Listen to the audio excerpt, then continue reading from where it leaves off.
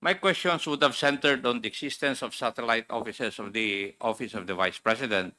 Unfortunately, COA submitted the data and information regarding the satellite offices of the OVP just last night. Tama po. Yes, Mr. Chair. So I did not have time to look into these documents kasi gabi na kayo nag-submit it. Mr. Chair, be that as it may, I will not ask questions about that. But I would like to make first a manifestation. From the previous hearings, we have established two things as regards the documentary pieces of evidence of payments for confidential funds. Una, ang mga irregularidad sa mga impormasyon nakasaad sa mga acknowledgement receipts. At ikalawa, ang kakulungan sa mga kinakailangang impormasyon para matiyak kung tama ba ang paggamit ng confidential funds na ito. Attorney Lopez, do you believe that public officers occupy a public trust? Yes, Your Honor. That is enshrined in the Constitution. Section 1, Article 11 of the Constitution. Tama? Yes. Yes. Now, would you also agree with me that the impassivity of the public officers and employees to attend congressional inquiries of the House Committee on Good Government and Public Accountability gives rise to a betrayal of public trust, considering that they are avoiding public accountability through inquiry by duly elected representatives? Would you believe that? Yes or no? Yes or no? Your Honor, may I be allowed to... Yes or no? I am asking if you believe it or not. Your Honor, You do not believe it? no, in the sense that it is not a betrayal of public trust, exactly, Your Honor. Because the decision to attend the hearing, Your Honor, is a personal one. No, because you are compelled if we issue a subpoena. It's not personal. Would you agree with that also? Yes, Your Honor, because if it's a subpoena, it becomes coercive. Yes. But in the end, respectfully, if it is an invitation, there is also a right on the end of the invitee to decline. I agree. But the end of that is that we can issue a subpoena Yes. that in is order correct. to force you to attend these hearings. Tama. Yes, Your Honor. O in that case, if you are forced to attend hearings and you do not attend, would that not also constitute a betrayal of public trust?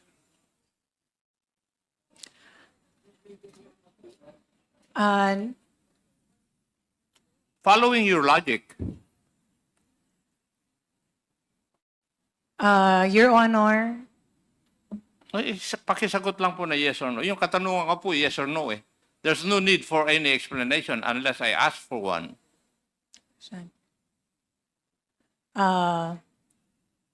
it could be, Your Honor, yes. Thank you. Would you agree also with me that public officers must uphold public interest? Yes, Your Honor. Yes. And part and parcel of the duties and responsibilities of public officers is to give due regard to the lawful processes of a co-equal branch of government. Yes, Your Honor. Yes. And the impassivity of the public officers and employees to attend the congressional inquiries of the House Committee on Good Government and Public Accountability gives rise to a betrayal of public trust, considering that their continued absence interfere with the actions and mandate of this committee, just like your two people, the special dispersing officers, in the persons of Madam Gina Acosta and Madam Sunshine Fajarda. Would you agree with that also? Yes, Your Honor. Thank It is you. a possibility, yes. And therefore, being the boss, you are also obliged to see to it that they perform this duty. Yes, Your Honor. I And Hear that. therefore, we expect na pagsabihan mo sila Opo. na umattend dito sa hearing na ito. That's part of your duty. Respectfully, Your Honor, that was my commitment earlier, that I will endeavor to bring them to the next hearing. Thank you. And I think you will also believe that public officers are sworn to uphold the Constitution. Tama? Yes, Your Honor.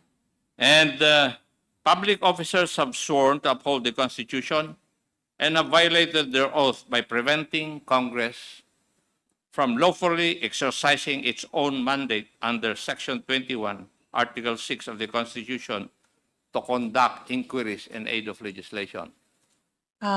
Would you agree with that also? Sir, respectfully, may you please repeat that particular question lang, this one, and the phrase that you refer to? Yes. Public officers are sworn to uphold the Constitution. Yes. Yes. Public officers have sworn to uphold the Constitution and would have violated their oath by preventing Congress from lawfully exercising its mandate under Section 21, Article 6 of the Constitution to conduct inquiries in aid of legislation. Yes, Your Honor. Thank you. If you, Your Honor, may I seek to qualify my answer as regards the last question? Mr. Chair. Okay, Your Honor, please. Sa Mr. Chair. akin, Mr. Chairman. Your Honor, Mr. Chair. Yes, please. Okay. In this case, Your Honor, preventing or aggressive defiance, Your Honor, that might constitute as such. But if there is a valid reason on the end of the person, that might be considered.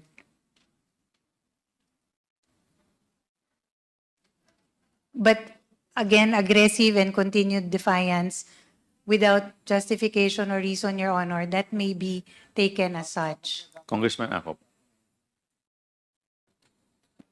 Thank you, ma'am. Thank you, Mr. Chair.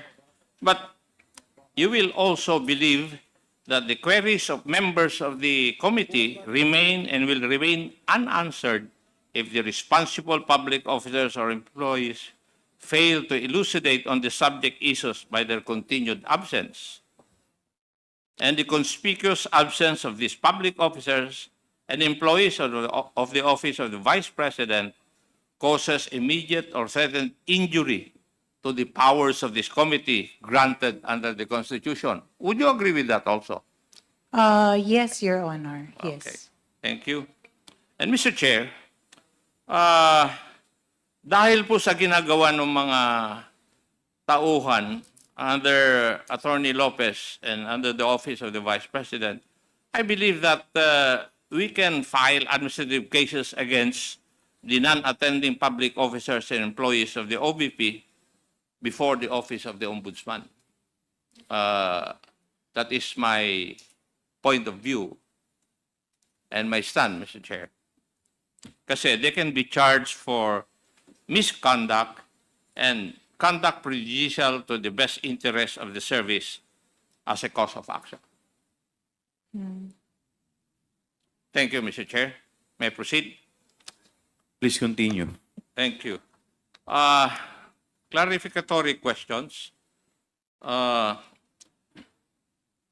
Attorney Lopez, you are the Chief of Staff and Undersecretary under the Office of the Vice President. As such, you are the number 2 insofar as the OVP is concerned. Yes, Your Honor. Yes. And all those people under the Office of the Vice President. Vice President, kayo po ang tinitingnan na mataas maliban kay Vice President. Yes, after the Vice President. Yes. Being the Chief of Staff, kami po, ako, galing sa militar, galing sa pulis, yung mga iba, may mga opisina, meron silang mga Chief of Staff. And everybody of us will say na yung Chief of Staff ang nakakaalam lahat ng operations na kanilang opisina. Would you agree with that?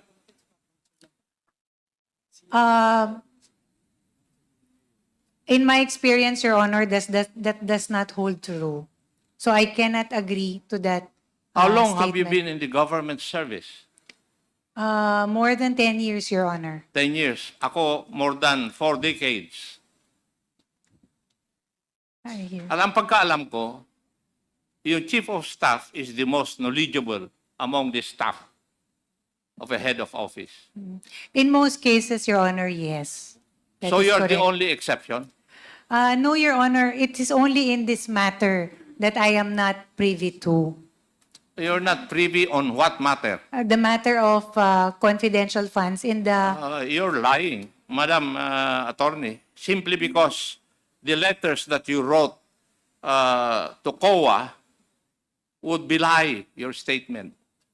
Kasi alam mo eh, if you read intently the contents of your letters, alam mo. How can you explain yung AOM? Respectfully, Your Honor, Mr. Kayo Chair, po ang nakapirma doon. ako po And would you say na pumirma ka na hindi mo alam yung nandun? Are you trying to tell me that, being a lawyer?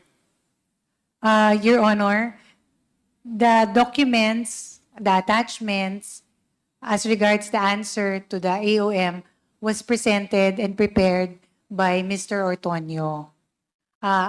It is not incumbent upon me to double-check or to review such documents, Your Honor. My role in the Pero Office of the ikaw ang Vice... pumirma.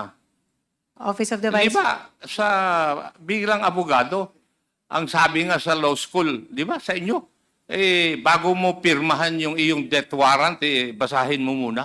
Opo. Di ba? Yes, Your Honor. I simply checked, Your Honor, the form. Ano po yung attachments Ikaw naman, and the attorney. explanation. Your Honor, respectfully, Mr. Chair, I have also mentioned this earlier when in the question of Congressman Adjong, Congressman Zia, I mentioned that the matter of disbursement, utilization of the confidential fund, that is the matter that I am not really privy to. But in the matter of explaining, for example, issuing external communications to a government agency such as the Commission on Audit, as the highest official in the OVP, Your Honor, I sign off on all the documents. That is one of my role in And what is the significance of your signature? that it has been Di ba reviewed. dapat dun is, alam mo yung bagay na yun? Yes, Your Honor. Yes. Ikaw naman, oh. Kasi hindi ka pwedeng, attorney, hindi ka pwedeng pipirma sa isang na hindi mo babasahin. That is your training as a lawyer. You cannot depart from that. Yes. Respectfully, Mr. Chair, as mentioned earlier, I signed it as a matter of course as the head of the agency for that external communication. Subject, of course, to the attachments that were included and the explanations made, Your Honor. I think you better change that, madam. Dahil one day you might be signing your death warrant when you do not read it. Di ba posible po yun? Yun po, I can only speak for that, my experience, Your Honor. That was exactly what happened in that letter. Thank you. How long have you been working with Mr. Ortonio and Madam Acosta? Mr. Ortonio was a colleague also in the city government, Your Honor, of Davao. How about Madam Acosta? Also one of the employees of the local government unit. So matagal na kayo magkasama. And how long would that be?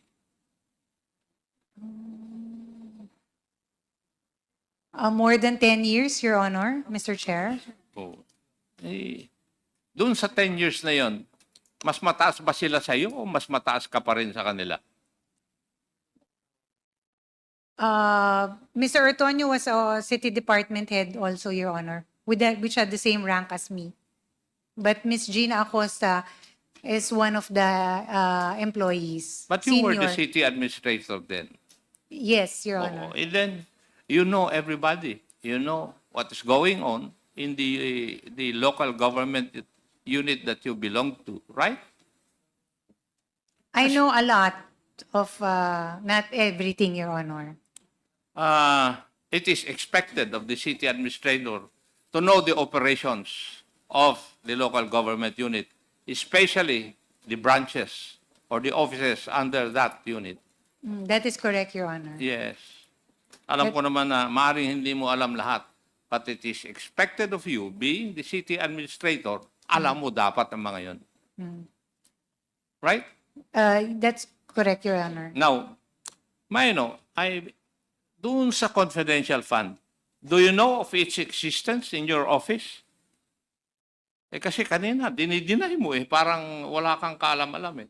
But do you know the existence of a confidential fund in your office? Yes, Your Honor. It is part of our budget. Hindi. Yung 2022, did you know that? 2022, Your Honor? Yes, yung Yes. 125. Yes. Yes, you know it.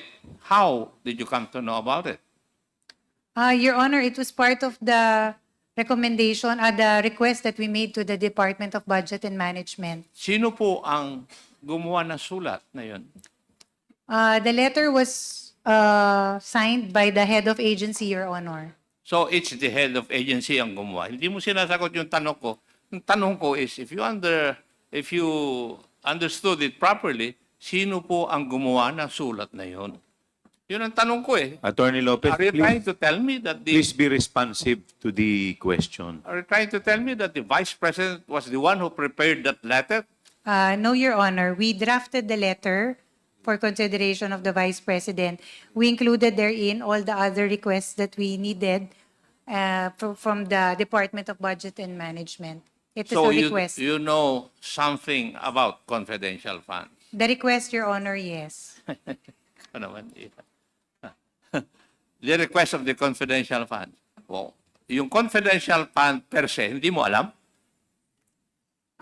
Your Honor, as mentioned earlier in the interpellation of Mr. Zia Diong, only the disbursement, utilization, these are matters that I am not privy to. But in the request for the budget that included the confidential fund, we drafted that letter, Your Honor.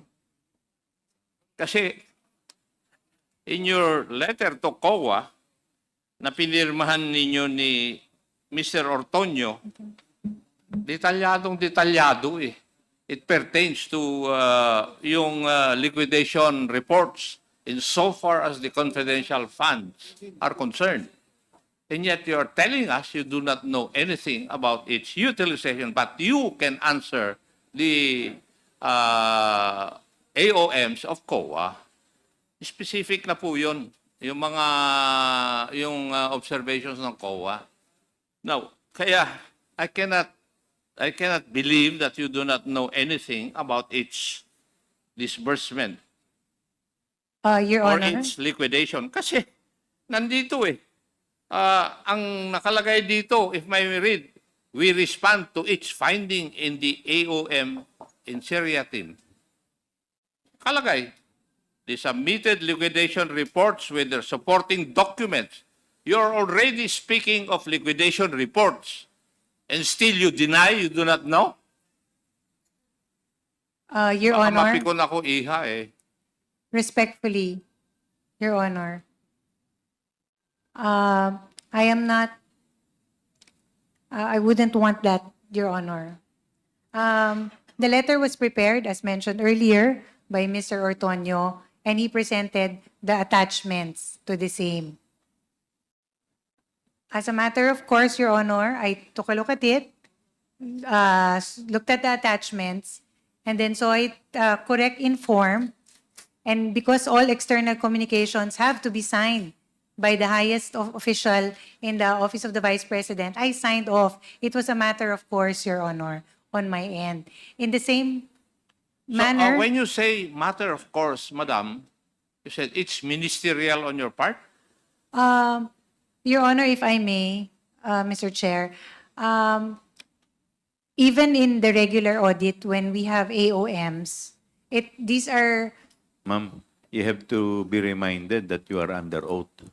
Yes, I know that. Your Honor, even for the matter of regular audit, these items are prepared by the finance cluster. And on my end, Your Honor, I review the attachments and the explanations, and then I sign off on it also. So it is really, that is, Sir Akop, what I meant by it's a matter of course. It is something that I sign off on, provided in form, it's already the proper attachments and the explanations are there. But as to whether how it was liquidated and how it was disbursed, I have no direct knowledge, Your Honor. It is simply a paper review on my end. I'm amazed, Attorney Lopez. Kasi ang tingin ko sa mga abogado meticulous sila, binabasa. Pero on your part, working as the chief of staff, hindi ka naging meticulous. Anyway, I'll go to another topic. I will refer to your letter to the Honorable Gamaliel Cordoba, 21 August 2024. I think you already saw this letter and, shall we say, state to the committee that you signed. This signature is yours, right? Your Honor. Now, when you signed this letter, kayo po ang gumawa? Your Honor, this matter was Pakisagot lang po yung tanong ko. Kayo po ang gumawa? hindi po, Your Hindi. Honor. So, sino po ang gumawa nito? It was drafted by Mr. Lemuel Ortonio. Is Mr. Lemuel Ortonio a lawyer? No, Your Honor, he's No. not. And you read this letter?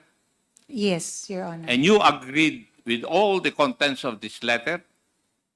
That was our position, Your Honor. It was a shared. No. Yes. You answer my Yes. question. Now, may I ask, can you explain to me that when we investigate the use of confidential funds of the Office of the Vice President and the Department of Education, you are of the position that the subject subpoena violates the constitutional principle of separation of powers? Could you please educate me? How did we violate the principle of separation of powers? Nandito po sa sulat po ninyo, pinirmahan ninyo. Your Honor, may I read the letter in Yes. total? Yes. For the record, it says, the principle of separation of powers is violated when one branch of government unduly encroaches in the domain of another. Jurisprudence provides that there are only two ways to violate the subject principle, namely, by impermissible interference with another department's performance and by assumption of another department's functions. Here, it is clear that the subpoena was not issued in aid of legislation and thus exceeds the legislative power of inquiry, and its issuance impermissibly interferes with the exclusive functions of the Commission on Audit and infringes upon the independence of the Commission. And then, first, Congress has no power to participate or otherwise take part in any audit process. Obtaining any information in a pending audit clearly does not serve a legislative purpose of drafting or remedying legislation. Second, the audit decisions which the committee seeks to obtain are in cases still pending adjudication and therefore not final, not conclusive, and cannot be used as a fair, accurate, or intelligent basis for legislation. Third, COA has already published its annual audit reports for fiscal year 2022 and 2023, which are specifically intended to aid the executive and legislative departments in crafting responsive laws and regulations. Fourth, The only purpose mentioned is to expose to the public the use of confidential funds by the offices headed by the Vice President and purportedly whether such use follow the guidelines.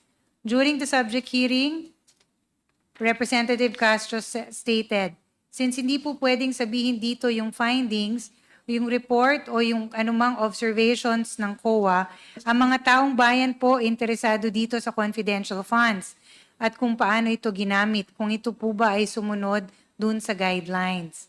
Also, as reported in the media, Representative Castro has been known to say that the Vice President has not yet satisfactorily explained the OVP spending of confidential funds in 2022.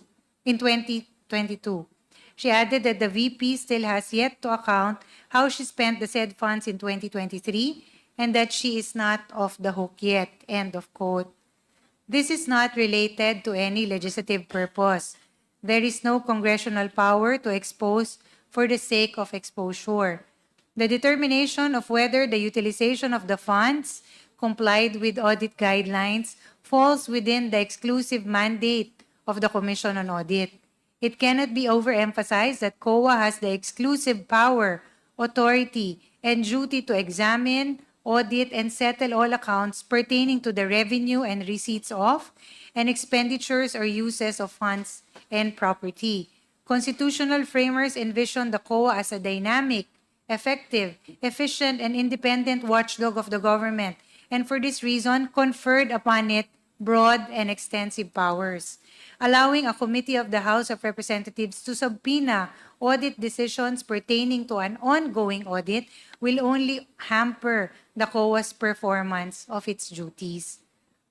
On the other hand, the determination as to the legality of confidential funds solely falls within the exclusive mandate of the judiciary.